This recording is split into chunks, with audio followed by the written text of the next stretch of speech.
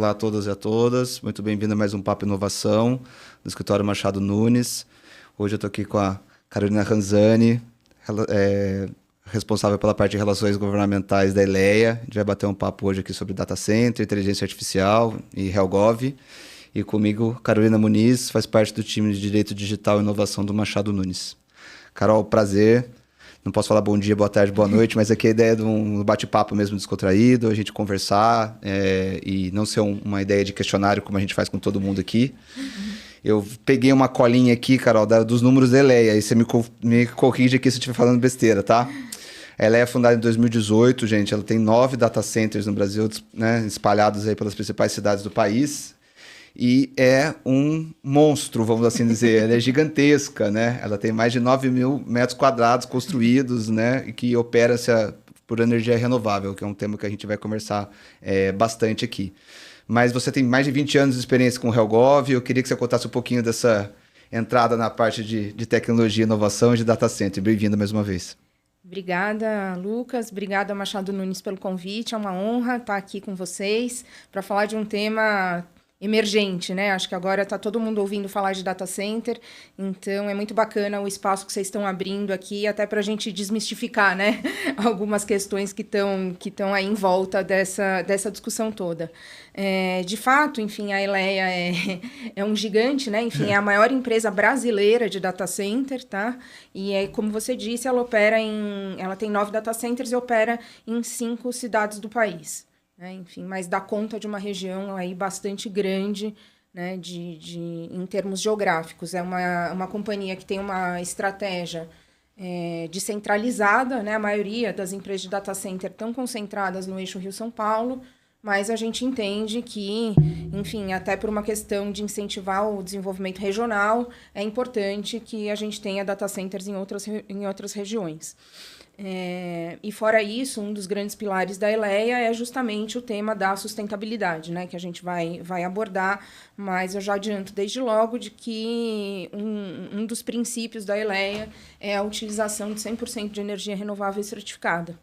E aí, já eu conto para vocês a importância desse aspecto para o nosso negócio. Antes, para a gente começar, vamos falar o que é data center, né? Porque no dia a dia a gente fala, tá na nuvem, né? Isso tá na nuvem, tá na nuvem. Explica pra gente, assim, de uma maneira bem resumida, cara, o que são os data centers? O data center é a infraestrutura no qual a gente armazena todos os equipamentos que processam o conteúdo que está ou na nuvem, né? Enfim, ou nos computadores das pessoas, enfim.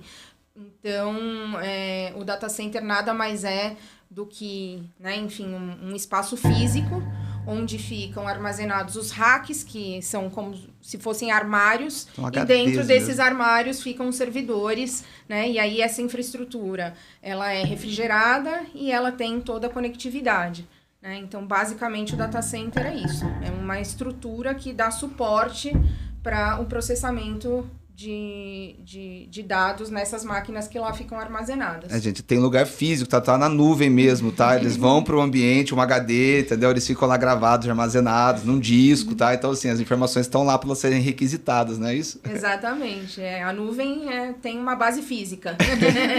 E é uma empresa nova, né, Carol? Ela já vem acho que nessa onda do ESG bem forte, né? Pelo menos em 2018 já estava assim...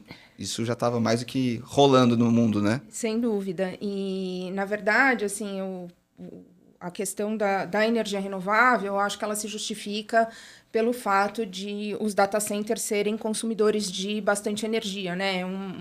É o combustível para o funcionamento do data center. Então, além da conectividade, a gente precisa, né, de energia para funcionar. E justamente como a gente está passando por um momento, né, de transição energética, de escassez de recursos e tudo mais, então, assim, essa indústria, para que a gente possa, né, enfim, fazer ela funcionar, e sobretudo agora com inteligência artificial, que o volume de cargas a serem processadas é cada vez maior, né, e vai exigir cada vez mais energia. Então, é muito importante que o negócio já nasça, né, com energia verde.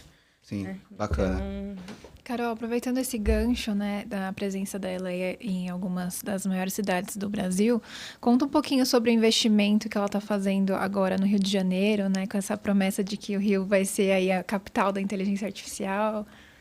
Então, no Rio de Janeiro é um projeto novo que foi anunciado recentemente pelo prefeito Eduardo Paes, no Web Summit lá no Rio de Janeiro. E ele também teve a oportunidade de ir à Califórnia, né, enfim, para conversar com as grandes provedoras aí de conteúdo, para falar sobre esse projeto que a Eleia está desenvolvendo. Esse projeto chama-se Rio AI City, né, que justamente faz parte de um plano de revitalização do município do Rio de Janeiro, né, e para transformá-lo num polo tecnológico, né? Enfim, a gente sabe que alguns passos já foram dados no sentido de construir esse ecossistema de inovação.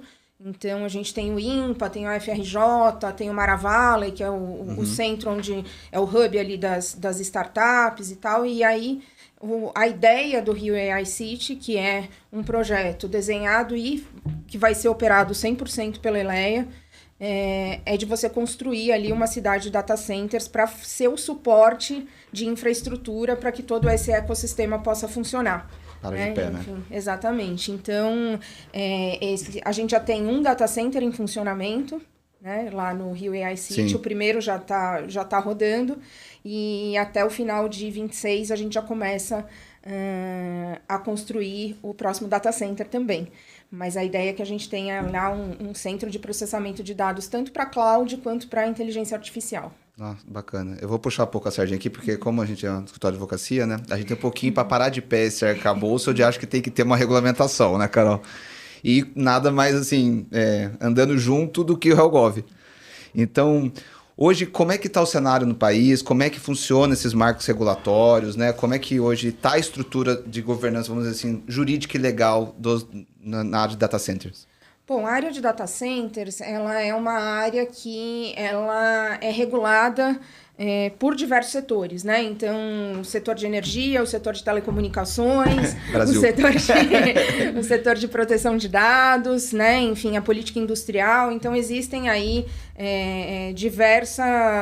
diversos diplomas legais que regulam, né? Em áreas diferentes. Então, acho que assim, o mais importante da gente levar em consideração é a questão do marco legal, né, do setor elétrico, que, enfim, foi apresentado recentemente. A gente está estudando para ver quais vão ser os impactos, mas, né, enfim, a forma como o país está estruturando aí a produção e a distribuição da energia elétrica. Impacta diretamente. Que impacta diretamente, né? Tem a parte toda de regulação de conectividade, né? Enfim, que aí está vinculada à Anatel, ao Ministério de Comunicações. A política industrial, né? Que aí é regulada por Fazenda, por MIDIC, por MCTI, né? Ministério de Ciência e Tecnologia, que aí vem toda a parte de proteção de dados, de regulação de IA, e vem também, por meio da política industrial, que a gente vai endereçar as questões de segurança jurídica, atração de investimentos, enfim. Bacana. Aí você acha que tem um excesso ou tem lacunas, né, com relação a todos esses você tá achando questões. Que tá andando costurado, eles estão mais ou menos tudo muito bem. Travado. Cada um vai um pouco puxar pro seu lado, mas assim, você sente que tem um norte, tem uma espinha dorsal? Eu acho que poucas vezes, né, enfim, aí nos meus 20 anos de relações governamentais, eu vi uma coordenação, acho que tão azeitada dentro do governo. Né? Então, hoje em dia, a gente vê que existe um diálogo entre os agentes do governo, pelo menos do governo federal, né? Para que essa política, enfim, para que todas as pontas, né, convirjam para o mesmo objetivo, que é o desenvolvimento do setor, em última análise, o desenvolvimento do país. Né? A gente vive, nesse momento, uma janela de oportunidades para atração de investimentos, porque o Brasil ele pode se tornar, e tem tudo para se tornar, um hub de data centers do mundo, né? Um hub de inteligência artificial também, por conta aí de fatores muito particulares, né? Enfim, então a gente tem uma matriz energética bastante limpa, né? Enfim, talvez a mais limpa do mundo, né? A gente tem disponibilidade de terreno, a gente tem conectividade, né? Aí no Brasil chegam muitos cabos submarinos. Sim, é um né? A ponto gente tem uma rede aí bastante ampla. A gente tem estabilidade geográfica, né? Porque a gente não tem terremoto, né? Maremoto, furacão, essas coisas. A gente tem imensa disponibilidade de terreno, né? E tem estabilidade política e econômica, né? Então, são fatores determinantes e eu acho que únicos, né, para atração de investimentos para data centers. E agora, né, enfim, a gente está vivendo o boom da inteligência artificial, que vai demandar, né, como eu já falei para vocês lá no começo, enormes bancos de dados, né, enfim, portanto, maior capacidade para que os data centers processem esses dados todos. Então, é nessa grande virada, né, da inteligência artificial que a gente vive esse momento de oportunidade para atrair os investimentos todos para cá. E com relação aos investimentos do governo, né, como é que você tem enxergado a questão do plano, né, de data centers, essa promessa, né, de isenção de tributos? Todo dia eu vejo o Haddad no UOL, entendeu? Eu vejo no portal do UOL, abre, tá lá, né? Viajou, né? Conversou, imagina que tenha tendo um movimento bem amplo, né, nesse sentido. Ele inclusive anunciou também, né, na Califórnia, a MP que está para ser aí publicada, né, com incentivos para o setor, que na verdade é isenção da tarifa de importação para equipamentos de TI. A gente, grande parte, né, quase a totalidade dos equipamentos que a gente usa são importados, né? A gente tem pouca produção nacional, então, e hoje a tarifa sobre esses equipamentos é de quase 60%, o que torna quase inviável, né? Enfim, a construção de data centers do porte que estão sendo exigidos pelo Sim. mercado. Então, a gente vê com muitos bons olhos, né, essa medida, que ainda não foi publicada, mas ela, enfim, está na fila aí, a gente acredita que em breve, né, isso já vem, porque ela já está costurada com todo o governo e ela vem junto com um pacote de medidas também de incentivo à atração de investimentos. Então, facilitação para processo de licenciamento, né, enfim, algumas outras medidas aí que vão ajudar o setor. Então, a gente está esperando aí com expectativa. Carol, como eu comentei, a gente tem visto muito em portal de notícias e é um assunto que, né, o hype com relação à instalação de data centers. E como o assunto chama muita atenção, chama também comentários de todos os lados, né? E o que eu tenho lido com relação à questão de possibilidade, como você falou, de importação de produtos e ter essa maior facilidade de licenças ambientais, né, para a instalação dos data centers, é a questão das contrapartidas que talvez as empresas teriam que dar para essas, vamos dizer, vantagens, né, benefícios. Você poderia explicar para a gente, por mais que eu sei que não está publicado ainda, não tem a regulamentação aí publicada, mas o que está sendo discutido como contrapartida? Bom, o que o governo tem sinalizado em termos de contrapartidas são a adoção de alguns padrões de sustentabilidade e aí de eficiência de uso de água e de energia. Também a contribuição para um fundo para o desenvolvimento, né, de todo o ecossistema de inovação no país. E também a adoção de um percentual da capacidade dos data centers para processar dados de empresas brasileiras. Isso eu vi que então acho, pelo que eu li também esse ponto, então deve estar bem adiantado e deve ter, né, de ser com relação a frentes do ministérios, né, de dados do Brasil, vamos assim dizer, né? Mas temos que esperar a publicação aí do texto, para ver o que vem. E com relação à imagem do Brasil, né, perante outros países da América Latina, né, como você tem visto isso em relação a investimentos? O Brasil compete com esses países? Sim, como eu falei para vocês, a gente está agora numa janela de oportunidade de atrair investimentos e por isso que é tão urgente a gente resolver os gargalos aí, né, para atração desses investimentos aqui para o país. E se os investimentos não vierem para cá, obviamente, eles vão acabar indo para outras regiões. Eles podem ser armazenados em diferentes locais, viu, gente? Assim, não precisam ser dados do Brasil, ficar no Brasil. Exatamente. Então, de fato, né, enfim, a gente tem concorrentes aqui, sobretudo o Chile, México, Colômbia, né, enfim, mas o Brasil ainda concentra, né, de 70% a 80% dos data centers da região.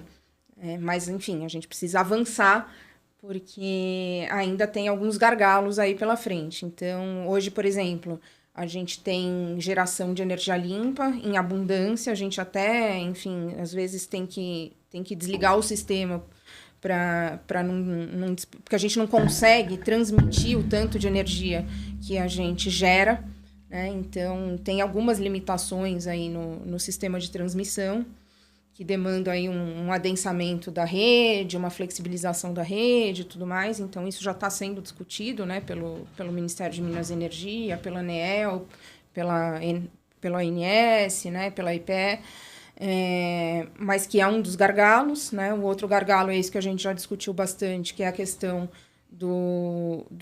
das tarifas de importação.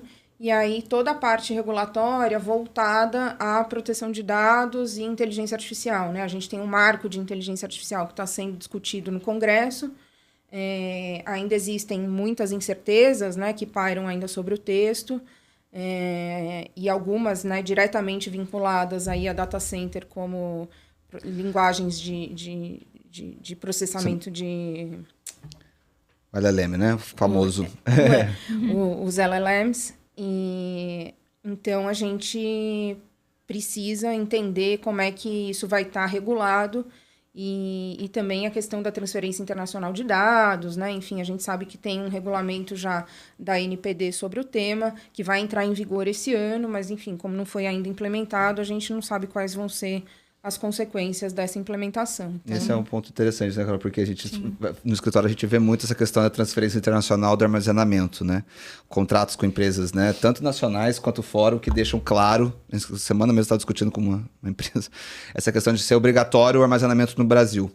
E quando a gente vai ver o custo disso, a empresa falou, eu faço. São duas vezes, né, mais. Então, assim, a vinda dos data centers para cá, né, vamos dizer assim, obviamente que é difícil, mas assim, espera-se que esse custo, obviamente, seja reduzido, né? Exato. E hoje a gente também tem uma demanda, né, enfim, de dados brasileiros que não estão tendo espaço para serem processados aqui no Brasil. A gente não tem capacidade. Então, tem empresas brasileiras contratando data centers no exterior. Então, e a gente tem uma carga, um percentual alto, né, de empresas brasileiras que não estão encontrando canal, né, para escoar essa sua demanda aqui dentro do país.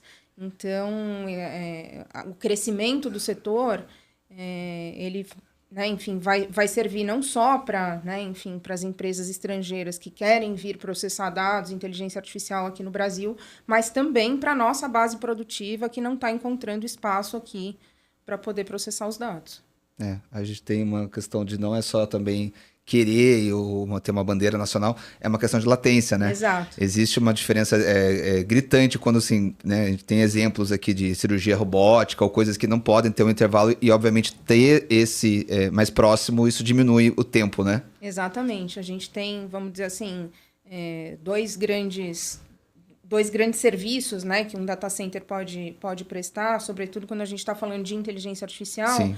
Que é o aprendizado da máquina, né, e a inferência. Então, enquanto a máquina está fazendo o aprendizado, ela pode estar numa região de alta latência, porque ela está lá processando dado, enfim, ela não tem a interação direta com o usuário. Mas na parte da inferência, o data center precisa estar muito próximo do usuário para que essa resposta seja imediata, né? Então, a depender do serviço que é contratado, existe a possibilidade, né, de centralizar ou de você estar mais próximo de quem está usando esse serviço. Bacana. Agora falando um pouquinho sobre sustentabilidade, né, considerando que a gente tem o Brasil tem um grande espaço aí, né, para a construção de data centers, como que a Eleia tem visto essa questão de sustentabilidade, quais são os investimentos nisso, os principais pontos que você enxerga em relação a isso? Bom, como eu disse aqui na apresentação, a sustentabilidade é um pilar do negócio, tá? E ele está diretamente envolvido com a estratégia da companhia, né? Então, ele começa pelo uso de 100%, né, de energia de fontes renováveis e certificada em toda a nossa operação. Fora isso, a Eleia já emitiu, né, 2 ondas de debêntures verdes, né, que legal. vinculadas a metas de eficiência de uso de energia, uso de água e percentual de mulheres na liderança, porque a gente sabe que o setor de tecnologia ainda é muito ocupado, né? Sim. Apesar de hoje sermos maioria aqui, mas a gente sempre sabe... eu quero deixar claro que... Mas a gente sabe que o setor de tecnologia é ocupado majoritariamente por homens, né? Então, é importante que a gente, né, comece a desenvolver lideranças femininas também nessa área. Então, essa também é uma meta que estava vinculada aí a essas duas ondas de debêntures verdes que a Eleia encampou. E, fora isso, talvez o que seja mais importante daqui para frente seja a adoção de novas tecnologias para melhorar a eficiência energética, né? Enfim, a Eleia, por exemplo, começou a usar recentemente uma tecnologia para resfriação de ambientes, né, das máquinas e tudo mais, chamada Liquid Cooling, que é uma técnica em que você usa um circuito fechado, né, e você não desperdiça água, e que é muito mais eficiente também em termos energéticos. Então, acho que daqui para frente, esse mercado precisa estar sempre up-to-date com a tecnologia, para que a gente seja cada vez mais eficiente no uso dessa força que a gente vai precisar. Até porque, provavelmente, vocês vão ser cobrados cada vez mais por Exatamente. isso também, né? Com mudanças climáticas e tudo que, né, a gente... Sem dúvida. A gente está vendo. Então, não é só usar energia limpa, é usar ela de uma maneira eficiente. Sim. Um ponto também que a gente sempre acaba discutindo nos clientes, ou, enfim, vocês devem estar mais antenados que isso, é a questão de segurança dessas informações, né? Como você falou, você trata dados tanto dos data lakes, né, para fazer as ingerências e aponta as inferências, né? Então, imagino que o sistema que vocês devem ter de robustez para receber, armazenar e trafegar essas informações seja prioridade ali top 3, né? Sim, é bastante importante, a depender do serviço, né, que o data center tá prestando. Ele tem maiores ou menores responsabilidades sobre os dados, mas, de qualquer forma, enfim, a gente segue a legislação atual, sobretudo a LGPD, né, enfim, com bastante afinco aí. E, mais do que isso, a gente também segue todos os padrões internacionais de segurança física e cibernética. Sim. Porque o data center também tem uma questão de segurança física, né? Então, a gente... Você está entrando, né? Você está pensando no centro cirúrgico, né? Exatamente. Você tem que entrar, tudo tem que estar muito limpo, né? Não sei se você já tiver a possibilidade de olhar e ver como é que funciona, a gente parece assim, não tem uma poeira, não tem um cabelo, um negócio assim, dá para comer no chão. Então, e padrões de segurança mesmo, né? Enfim, de quem entra, quem tem acesso a quê, né? Enfim, então tudo isso tem protocolos. Sim. Né? Então, é dessa forma que a gente faz a gestão aí dos dados. Bacana. Quer entrar Vamos entrar no assunto da Carol propriamente dito? Conta um pouquinho, Carol, como que é a sua área, né, de relações governamentais se conversa com um setor tão técnico como o data center, né? Eu acho que conversa bastante pelo fato do setor ser altamente regulado, né? Que é como eu contei para vocês aqui ao longo da nossa conversa. Então, a interação com o poder público é essencial para que a gente possa mostrar ao poder público quais são os gargalos de desenvolvimento do setor e para que a gente possa, né, enfim, por meio de um diálogo transparente, ético e responsável, trazer soluções conjuntas, né, para melhorar o ambiente de negócios. Então, enfim, é isso. Pelo fato do setor ser altamente regulado e ter grandes obstáculos aí que precisam de soluções muito complexas, eu acho que a personagem, né, enfim, de relações governamentais é essencial para o desenvolvimento dessa área. Eu imagino que deve ser um desafio muito grande, porque, assim, né, para você explicar, mas assim, a gente sabe que não é só o deputado ou o senador, né, existe uma equipe e tudo, mas mesmo assim é um trabalho para você, né, explicar, então, convencimento, entendimento deve ser bem difícil, né? Sim, como é um tema muito novo e é um tema muito técnico, a gente tem trabalhado muito com um processo de educação dos agentes públicos, né? Então, a gente tem feito aí muitas audiências com os principais tomadores de decisão para explicar, né, como é que funciona o setor, quais são os gargalos, né, para desmistificar um pouco a questão do uso da energia, né? Enfim, então, para trazer dados, né, para mostrar experiências internacionais do que funciona, o que não funciona, né, enfim, e trazer sugestões para que a gente construa conjuntamente essas soluções. Mas, de fato, assim, o assunto é algo que, enfim, é um tanto quanto inédito, né, aqui no país, e mais do que isso, muito técnico, né? Então, a gente exige aí da gente um esforço de aprendizado mesmo, né? De raise awareness do poder público.